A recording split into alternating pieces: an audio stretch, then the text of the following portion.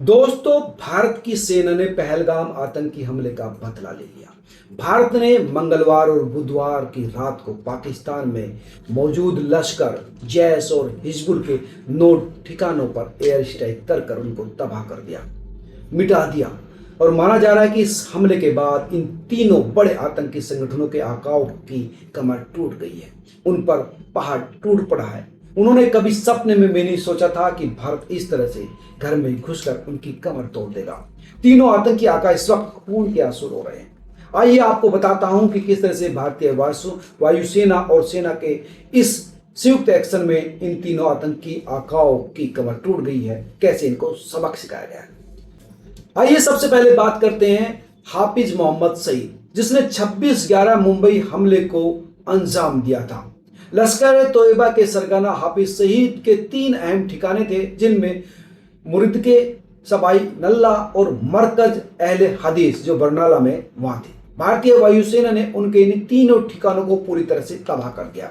मुरुद के कैंप जो लश्कर का वैचारिक और सैन्य केंद्र था, इंटरनेशनल बॉर्डर से 30 किलोमीटर दूर था। बरनाला और सवाई नल्ला के ठिकानों की बात करें तो यहाँ पर हथियार, ड्रोन और IID ट्रेनिंग दी जाती थी। असर यह हुआ कि हाफिज सईद का जो नेटवर्क है पूरी तरह से बिखर गया है। उसके पास नए रंगरूटों को प्रशिक्षण करने और भारत विरोधी गतिविधियों की योजना बनाने का आधार खत्म हो गया है। दोस्तों, अब बात करते हैं मसूद अजहर, जो पुलवामा हमले का गुनहगार था, जैश ए मोहम्मद का सरगना था।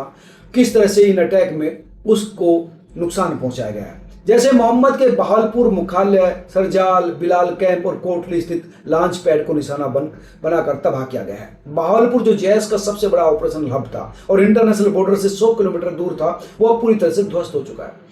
असर यह हुआ कि मोहम्मद मसूद अजहर की भर्ती करने की और फिदायीन हमलों की योजना ठप हो गई है। आप कह सकते हैं कि उसकी 70% ताकत ध्वस्त हो गई है।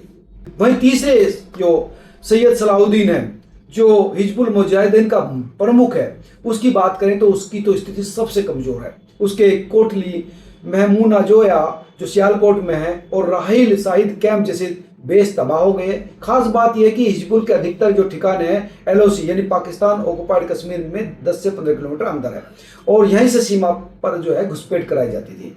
लेकिन इन पर तकड़ा अटैक हुआ है। अब सैयद सलाहुद्दीन ना तो घुसपैठ कर पाएगा और ना ही लोगों को पनाह दे पाएगा। इसके ट्रेनिंग कैंप खत्म हो गए, यानी इसकी रीढ़ की हड्डी टूट चुकी है। और भारत का जो अब तक का जो रणनीतिक जो ये ऑपरेशन सिंदूर था, वो पूरी तरह से सफल रहा, ऑपरेशनल रूप से भी और कूटनीतिक रूप से ही, क्योंकि उसने दुश्मन के घर में घुसकर छुपे हुए दुश्मनों को खत्म किया। मसूद अजहर, हाफिज सईद और सैयद सलाहुद्दीन लगातार दशकों से भारत के खिलाफ जो है प्रॉक्सी वार छेड़े हुए थे, आतंकवादियों को भेज रहे थे। और इन तीनों को एयर स्ट्राइक में जिस तरह से नुकसान हुआ है, वो अपने आप में काबिल तारीफ है। और जैसे मोहम्मद के प्रमुख मसूद अजहर के तो 10 लोग, परिवार के लोग मारे गए हैं। खुद उसने उसकी पुष्टि की है कि उसके परिवार के सदस्य 10 थे, 4 करीबी सहयोगी थे, वो मारे गए। और ये इतना दुखी है कि उसने ये कहा कि वो भी इसमें मारा जाता तो अच्छा होता है। मौलाना मसूद अजहर की जो बड़ी बहन है, उसका तो पूरा परिवार खत्म हो गया। मौलाना कशफ का पूरे परिवार, उसकी बहन का जो परिवार है, वो खत्म हो गया। और मौलाना अब्दुल रऊफ के पोते पोतिया, बाजी सब खत्म हो गए हैं। 4 बच्चे अभी भी घायल है। यानी लगातार ये जो नए अपडेट आ रहे हैं, उससे पता चल रहा है कि जो आतंकवादियों पर जो है ये वज्र के रूप में स्ट्राइक हुई है। और जिस तरह से आज सेना की ब्रीफिंग हुई, उसमें ये बताया गया है कि ये जो आज का अटैक है, यानी 7 और 6 मई की जो 1:05 से 1:30 तक के जो ऑपरेशन सिंदूर चलाया गया, ये ऑपरेशन 22 अप्रैल को पहलगाम में जो विभत्स आतंकवादी घटना हुई थी कि मासूम लोगों को धर्म के आधार पर मारा गया था, उसका जवाब है। ये साफ कह दिया गया है।